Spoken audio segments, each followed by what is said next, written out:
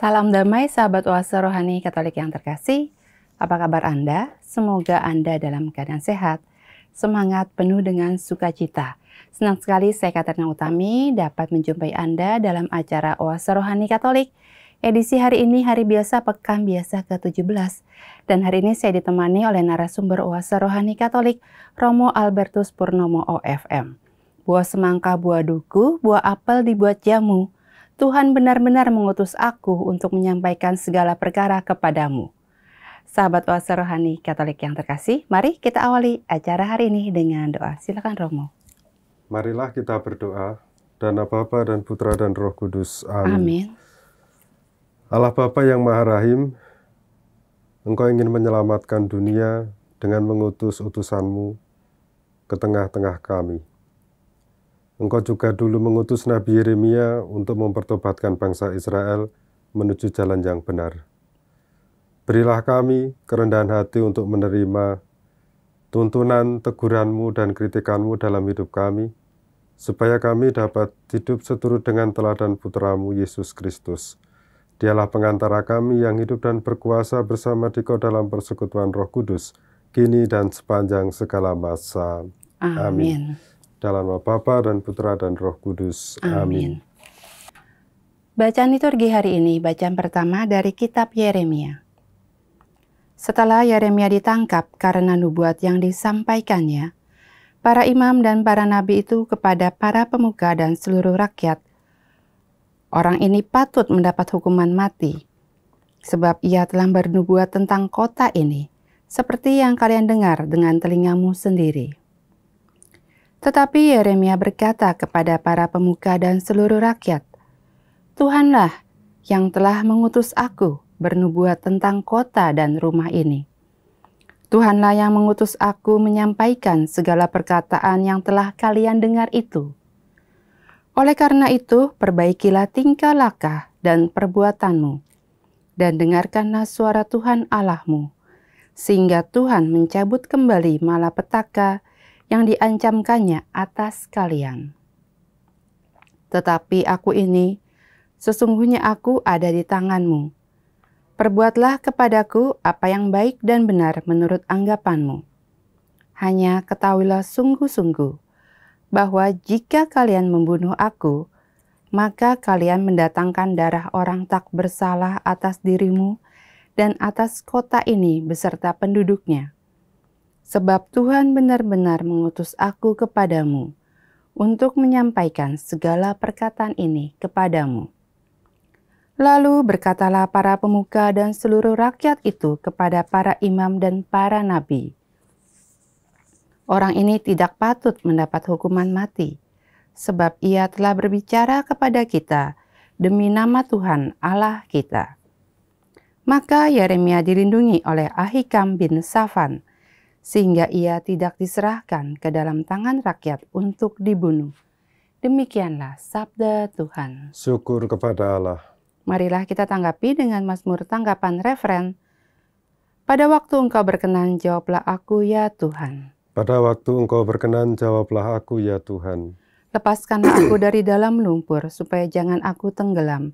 Biarlah aku lepas dari orang-orang yang membenci aku, dan dari air yang dalam. Janganlah gelombang air menghanyutkan aku, atau tubir menelan aku, atau sumur menutup mulutnya di atasku. Pada waktu Engkau berkenan, jawablah aku ya Tuhan. Tetapi aku ini tertindas dan kesakitan. Keselamatan daripadamu ya Allah kiranya melindungi aku. Aku akan memuji-muji nama Allah dengan nyanyian, mengagungkan Dia dengan lagu syukur. Pada waktu Engkau berkenan, jawablah aku ya Tuhan. Lihatlah, hai orang-orang yang rendah hati dan bersukacitalah. Biarlah hatimu hidup kembali, hai kamu yang mencari Allah. Sebab Tuhan mendengarkan orang-orang miskin dan tidak memandang hina orang-orangnya dalam tahanan. Pada waktu Engkau berkenan, jawablah aku ya Tuhan. Haleluya, haleluya. Haleluya, haleluya. Berbahagialah yang dikejar-kejar karena taat kepada Tuhan, sebab bagi merekalah kerajaan surga. Haleluya, haleluya. Haleluya, haleluya. Tuhan bersamamu Dan bersama rohmu, Inilah Injil suci menurut Matius. Dimuliakanlah Tuhan. Sekali peristiwa sampailah berita tentang Yesus kepada Herodes raja wilayah. Maka ia berkata kepada pegawai-pegawainya, "Inilah Yohanes Pembaptis. Ia sudah bangkit dari antara orang mati, dan itulah sebabnya kuasa-kuasa itu bekerja di dalamnya." Sebab memang Herodes telah menyuruh menangkap Yohanes, membelenggu dan memenjarakannya berhubung dengan peristiwa Herodias, istri Filipus saudaranya. Sebab Yohanes pernah menegur Herodes, "Tidak halal engkau mengambil Herodias." Herodes ingin membunuhnya, tetapi ia takut kepada orang banyak yang memandang Yohanes sebagai nabi. Pada hari ulang tahun Herodes, menarilah putri Herodias di tengah-tengah mereka dan menyenangkan hati Herodes. Sehingga Herodes bersumpah akan memberikan kepadanya apa saja yang dimintanya. Maka setelah dihasut oleh ibunya, putri itu berkata, "Berikanlah kepadaku di sini kepala Yohanes Pembaptis di sebuah talam." Lalu sedihlah hati raja. Tetapi karena sumpahnya dan karena tamu-tamunya, diperintahkannya juga untuk memberikannya. Disuruhnya orang memenggal kepala Yohanes di penjara dan membawanya di sebuah talam. Lalu diberikannya kepada putri Herodias, dan putri Herodias membawanya kepada ibunya. Kemudian datanglah murid-murid Yohanes Pembaptis mengambil jenazah itu dan menguburkannya. Lalu pergilah mereka memberitahu Yesus. Demikianlah sabda Tuhan. Terpujilah Kristus. Sahabat Oase Rohani Katolik yang terkasih, setelah kita mendengarkan bacaan liturgi pada hari ini, mari kita dengarkan permenungan yang akan disampaikan oleh Romo Purnomo. Ya Romo, bacaan pertama hari ini membahas mengenai Nabi Yeremia nih Romo. Iya. Ya, kasihan sekali ini ditangkap dan mau dihukum mati dia. Romo. Ya. Jadi bacaan pertama yang kita dengar pada hari ini bicara tentang sosok nabi yang sangat terkenal di dalam sejarah bangsa Yahudi, yaitu Yeremia. Dan Yeremia itu statusnya itu adalah nabi, tapi sekaligus dia imam di Bait Allah. Dan dalam tradisi biblis, yang namanya nabi itu adalah corong Allah. Ini bahasa kiasan mulut Allah ya. Dan nabi itu selalu berbicara atas nama Allah, bukan atas namanya sendiri. Dan kalau kita melihat tentang sosok nabi, sebetulnya ada dua tugas yang harus dilakukan oleh para nabi. Biasanya mereka itu mengkritik dosa yang melanggar hukum Allah. Dan contohnya ada ketidakadilan, tapi juga sebetulnya mengkritik penyelewengan yang dilakukan oleh para pemimpin bangsa gitu ya. Dalam hal ini raja dan para elit. Tetapi selain itu, para nabi juga memberikan harapan, dukungan dan juga kekuatan bagi umat yang menderita, tertindas dan frustasi. Jadi nabi itu muncul jika sesuatu berjalan tidak baik.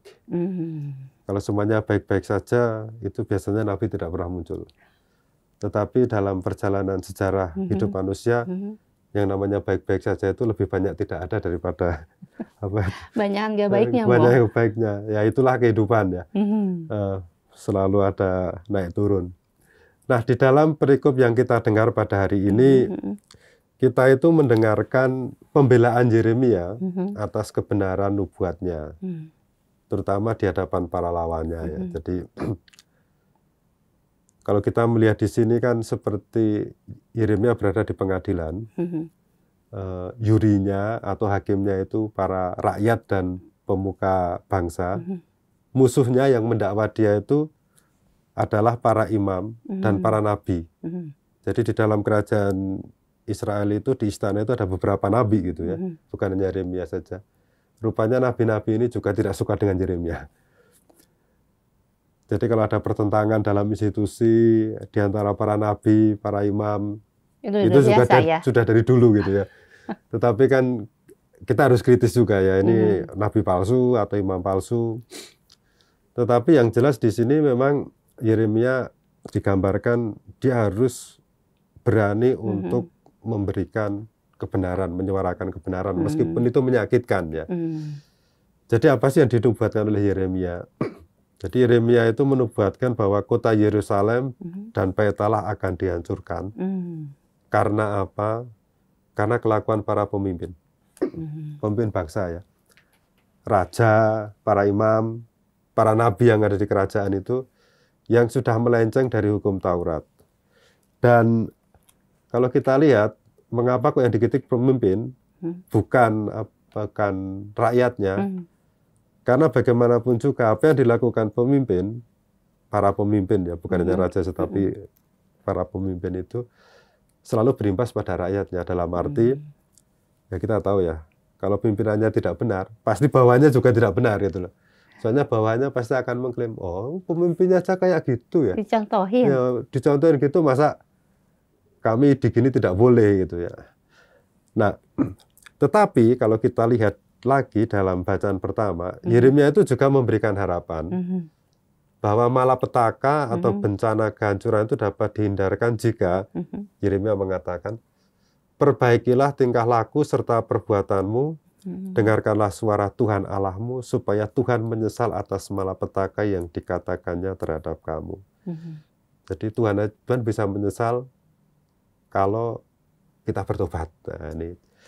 Jadi di sini kalau kita melihat lagi kisahnya, menariknya Yeremia itu dibela oleh para pemuka dan seluruh rakyat. Jadi rupanya rakyat itu tahu siapa yang betul, siapa yang salah.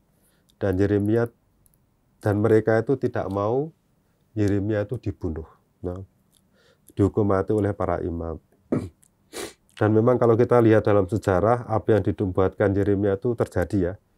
Jadi kota Yerusalem dan juga Bait Allah yang dibangun oleh Salomo itu, dihancurkan rata dengan tanah, tabut perjanjian ikut hilang, nggak tahu kemana perginya, pada tahun 587 sebelum Masehi.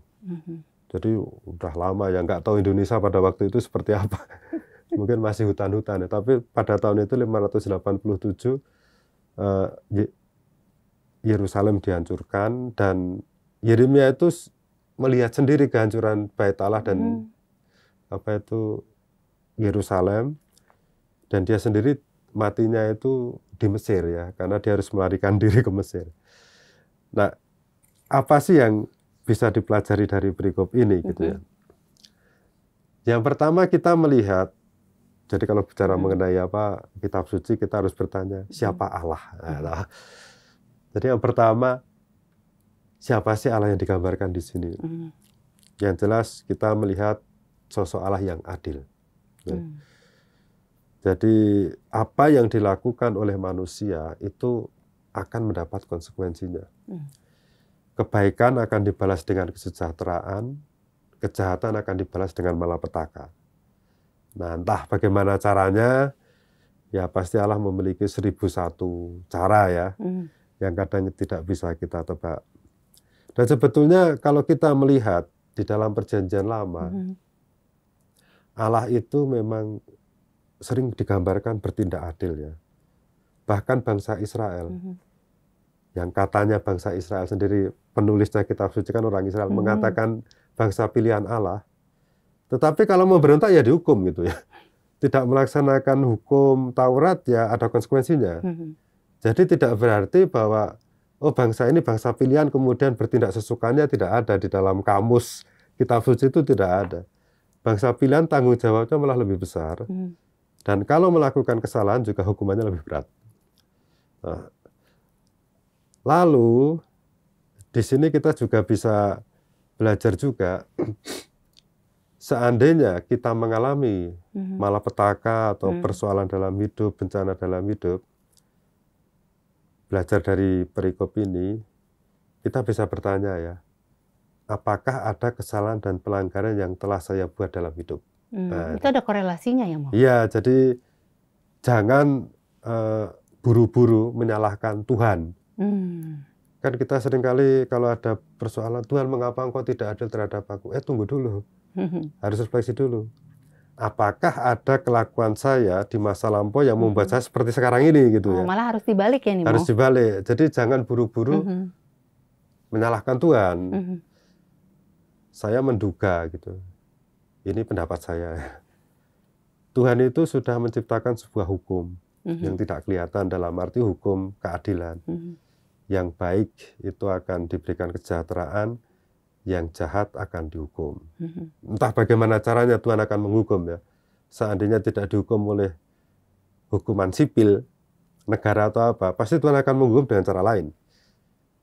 Ini keyakinan saya ya, mungkin boleh setuju atau tidak, saya cenderung berpikir seperti itu gitu. Jadi kita harus bertanya sebagai orang yang dewasa kalau mengalami bencana, apakah ada yang salah dengan saya? Jangan buru-buru menghakimi Tuhan. Siapakah kalau kita menghakimi Tuhan, Tuhan keliru. Jadi kita sudah bukan anak kecil lagi. Jadi segala apa yang kita lakukan, segala apa yang kita terima itu kita harus melihat ini tanggung jawab siapa gitu. Jangan sampai ada kesalahan, bencana, kemudian mengatakan, oh ini bukan saya yang buat gitu. Ini kan kayak anak kecil. Dan jangan pernah melemparkan tanggung jawab kepada Tuhan. Sedikit-sedikit Tuhan gitu. Lalu yang kedua, ini poin yang kedua, kita tidak usah banyak-banyak, cukup 2 saja ya. Meskipun Allah itu menggunakan hukum seperti itu,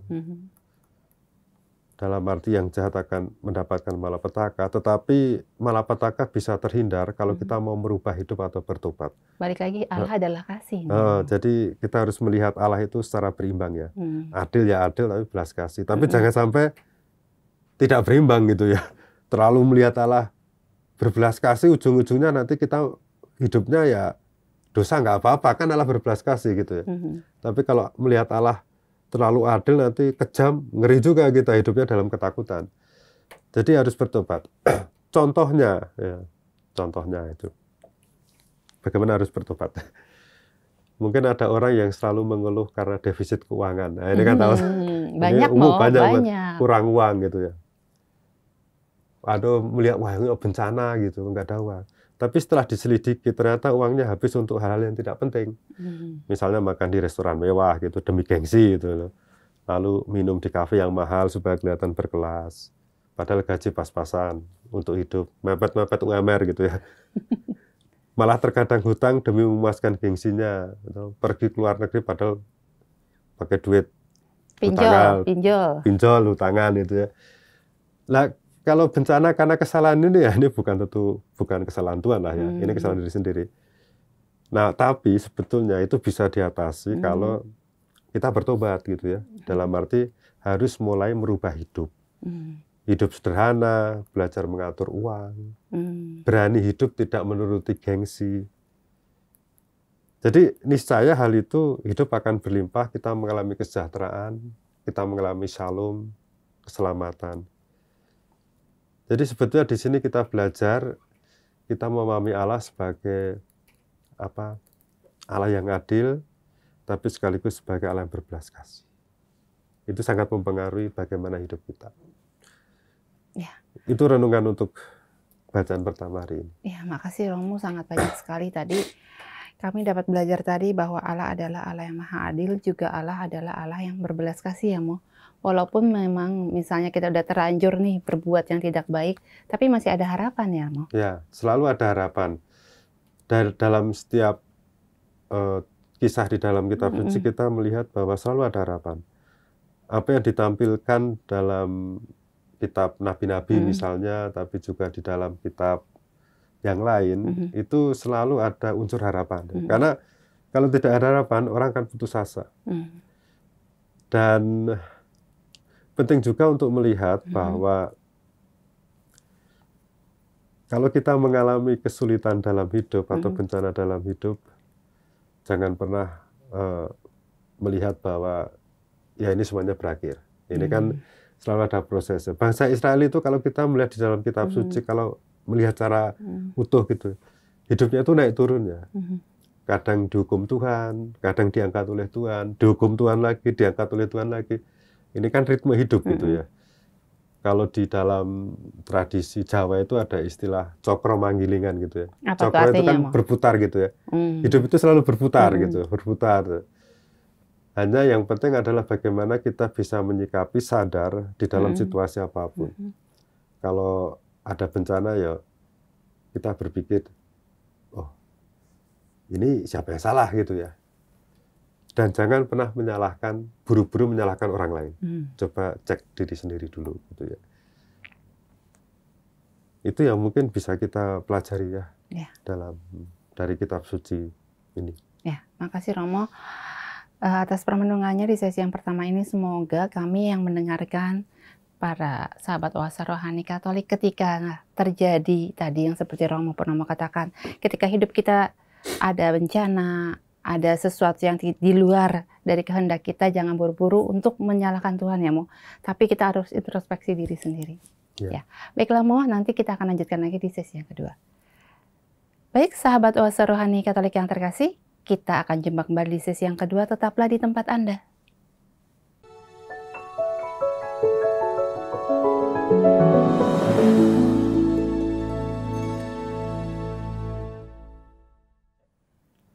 Salam damai, sahabat Oasa Rohani Katolik yang terkasih. Terima kasih Anda masih bersama dengan kami, Oasa Rohani Katolik sesi yang kedua.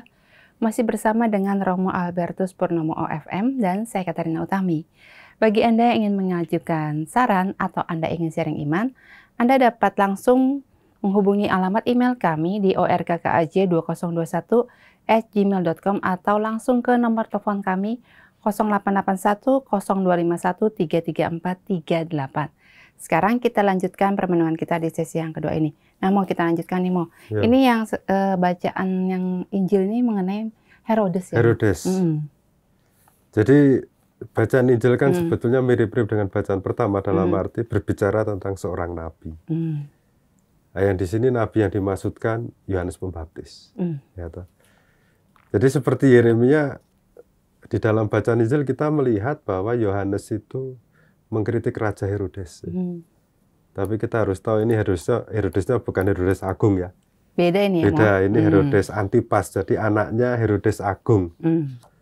Namanya Herodes hanya juga. Semuanya Herodes juga gitu loh. Seperti kalau di Jawa itu ada Hamengkubuwono I, Hamengkubuwono II, Hamengkubuwono III. Ini Herodes Agung, ada anaknya Herodes Antipas. Dan apa yang dikritik di sini, ini berkaitan dengan moralitas.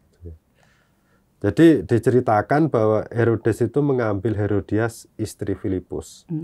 Jadi Filipus itu mempunyai wilayah kekuasaan agak di sebelah utaranya Herodes ini ya. Dan Filipus ini masih saudara sekandung dengan Herodes Antipas. Jadi anaknya Herodes Agung itu salah satunya Filipus ini ya. Nah, tampaknya Filipus ini masih hidup gitu ya. Sehingga kalau Herodes Antipas ini mengambil Herodias, istri Filipus ini kan dalam hukum Yahudi termasuk pelanggaran hukum ya. Dalam arti ini kan perzinahan gitu. Jadi ini istri orang kok diambil gitu kan. Sekarang juga sama, mau nggak boleh. Oh ya, itu pasti juga tidak boleh. Namanya perzinahan kan seperti itu ya. Dan ini oleh orang Yahudi merupakan aib. Dalam arti apa? Ini raja loh ya. Ini raja, ini harus jadi contoh gitu, tapi malah melakukan tindakan yang tidak benar gitu ya. Nah, tampaknya Herodes ini orang Yahudi tapi mendapat pengaruh kultur Helenis pada waktu itu yang sangat menekankan kebebasan juga dalam arti tertentu gitu. Tidak seperti kultur Yahudi yang sangat ketat. Dan kalau kita melihat di dalam kisah ini, sebetulnya Herodes ini juga takut untuk membunuh Yohanes Pembaptis, ya, kan takut-takut gitu. Karena apa? Karena banyak orang mengakui bahwa Yohanes Pembaptis itu nabi. Dan nabi itu di dalam sejarah bangsa Israel juga mempunyai pengaruh yang besar gitu ya. Jadi mereka tidak akan berani untuk membunuh seorang nabi. Hanya masalahnya itu, Herodes itu tidak dapat mengelak untuk membunuh Yohanes Pembaptis ketika Herodias meminta Yohanes dipenggal gitu. Jadi tampaknya yang merencanakan pemenggalan Yohanes ini bukan Herodes tetapi Herodias istrinya gitu. Jadi ternyata Herodes itu tipikal suami takut istri gitu. STI. ST. Dan mungkin juga si Herodias ini tidak suka dengan Yohanes gitu ya. Memang tidak diceritakan alasan kebencian Herodias ini terhadap Yohanes Pembaptis, tapi ceritanya ya Herodes ini yang meminta supaya kepala Yohanes Pembaptis itu dipenggal gitu. Jadi ini kan cerita tentang kematian seorang nabi yang namanya Yohanes Pembaptis. Lalu apa yang bisa kita pelajari dari perikop ini? Jadi yang pertama, kita belajar dari Yohanes Pembaptis. Yohanes Pembaptis itu tipikal seorang nabi. Dia tidak diam saja ketika terjadi pelanggaran atau kejahatan. Itu ya. Tetapi memang kalau orang bersuara itu harus mempunyai nyali yang kuat dan berani gitu ya. Tidak semua orang itu punya mental dan nyali seperti Yohanes Pembaptis, dalam arti bersuara menentang penyelewengan moralitas atau apa itu. Dan kalau kita melihat di dalam kehidupan kita gitu ya, tidak sedikit orang yang mau cari aman saja gitu ya. Jadi ada rekan kerja yang ditindas ya diam saja gitu. EGP-mu? Apa itu? Emang gue pikirin. Emang gue pikirin gitu ya. Tetapi ya memang bukan berarti bahwa orang itu tidak peduli terhadap rekan kerja, tetapi takut nanti terjadi apa-apa gitu ya dengan dirinya gitu ya. Tetapi orang yang berani mengkritik atau berani menegur itu seharusnya menjadi tanggung jawab mereka yang memiliki kuasa, mereka yang memiliki pengaruh dan disegani orang lain. Kalau orang kecil ya mengkritik ya tidak ada suara gitu ya, padahal ya kadang tidak diperhatikan juga gitu ya. Tetapi mereka yang punya pengaruh itu seharusnya yang berani atau memiliki kesadaran pentingnya untuk menegur adanya ketidakadilan gitu. Hanya persoalannya kalau sudah memegang kuasa itu ya tidak semua gitu ya. Ada yang cenderung malah tidak adil gitu karena merasa berkuasa gitu. Dan di dalam kisah ini kita tahu bahwa Yohanes itu meskipun dia tidak tinggal di istana, tapi dia mempunyai pengaruh. Dalam arti punya pengikut banyak gitu ya. Sehingga dia berani mengkritik dan menegur. Dan ini sebetulnya tugas sekali lagi bagi mereka yang memiliki pengaruh di tengah masyarakat. Untuk berani menegakkan kebenaran dan keadilan.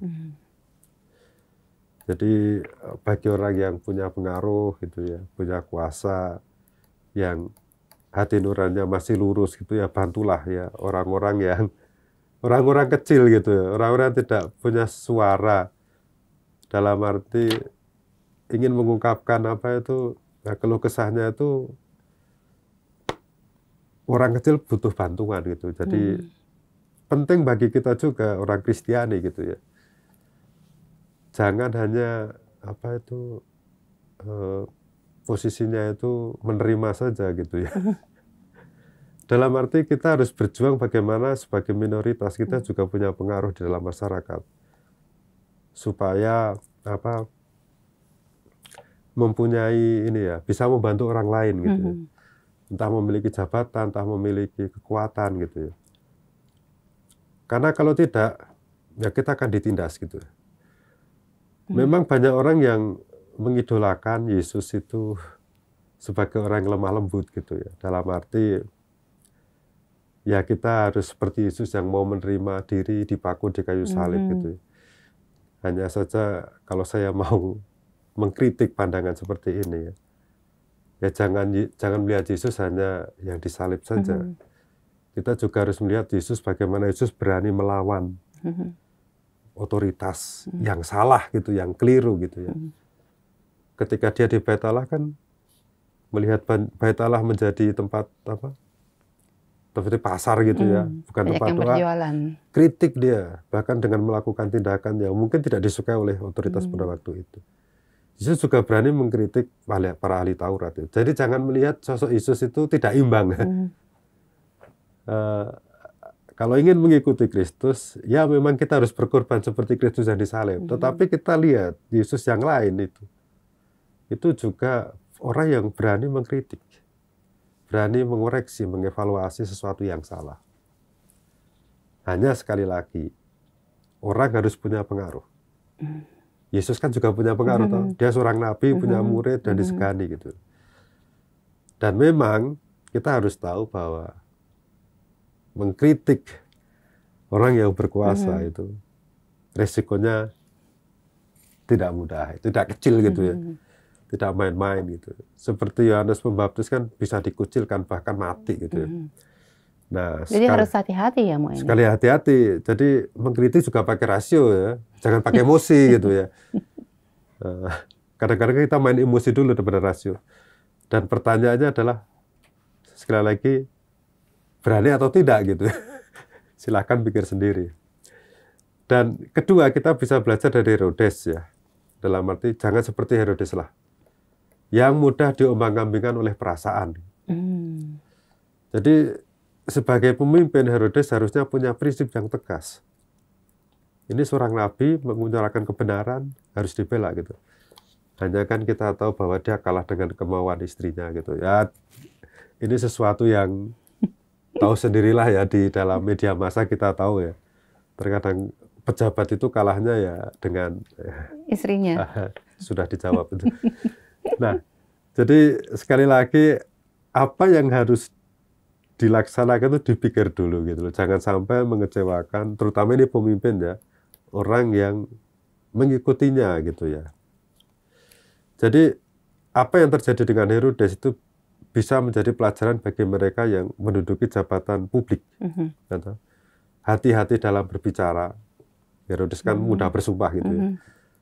Karena apa yang dikatakan itu menjadi bahan penilaian masyarakat. Semakin tinggi jabatan, semakin populer di media massa, itu harusnya semakin hati-hati dalam berbicara. Karena itu sangat berpengaruh untuk reputasi orang tersebut gitu ya. Harus jadi, pikir panjang dulu nih, Mo. Iya, terutama dilatih untuk berbicara hati-hati gitu.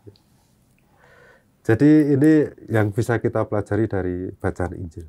Ya, makasih Mo, banyak sekali tadi bahwa kita harus berani untuk memiliki keberanian untuk membela kebenaran dan keadilan tadi ya, Mo. Juga jangan terombang-ambing perasaannya. Hati-hati dalam bersuara. Apalagi kalau misalnya kita dalam keadaan yang sesuatu yang mungkin tidak kita inginkan, jangan selalu mengambil keputusan yang salah. Berarti, ya. Dan yang penting tadi itu ya, mungkin untuk sahabat Oase Rohani Katolik ya, meskipun kita minoritas, kita harus berusaha untuk memiliki pengaruh di tengah masyarakat. Penting itu ya, Mo? Penting. Jadi pengaruh dalam arti pengaruh positif ya. Orang menyegani kita gitu. Orang harus tahu, oh orang Kristen itu kayak gini. Kalau sudah seperti itu, meskipun kita minoritas, kita akan merasa aman. Ya, makasih Mo untuk renungannya di hari ini. Kita akan akhiri. Sahabat Oase Rohani Katolik yang terkasih, mari kita akhiri acara hari ini dengan doa dan berkat kasih karunia Allah melalui Romo Purnomo. Marilah kita berdoa. Allah Bapa yang Maha Kuasa, Engkau telah menyegarkan kami melalui sabda-Mu dari Nabi Yeremia dan juga kisah dari kematian Yohanes Pembaptis. Kuatkanlah kami untuk berani menegakkan keadilan dengan cara kami masing-masing, untuk berani mempertaruhkan hidup kami demi iman dan cinta kasih kepadamu, sehingga banyak orang semakin merasakan keadilan dan juga memandang kemuliaan nama-Mu di surga. Dengan pengantaran Kristus, Tuhan kami. Amin. Amin. Tuhan bersamamu dan bersama rohmu. Semoga Allah yang Maha Kuasa memberkati saudara dan saudari sekalian, Bapa dan Putra dan Roh Kudus. Amin. Sahabat Oase Rohani Katolik yang terkasih, demikianlah acara kita pada hari ini. Semoga apa yang telah disampaikan oleh Romo Purnomo dapat menambah semangat iman bagi kita untuk memiliki keberanian, menyuarakan kebenaran dan keadilan. Akhir kata kami berdua, Romo Albertus Purnomo OFM dan saya Katarina Utami, pamit undur diri. Sampai jumpa pada edisi Oase Rohani Katolik berikutnya.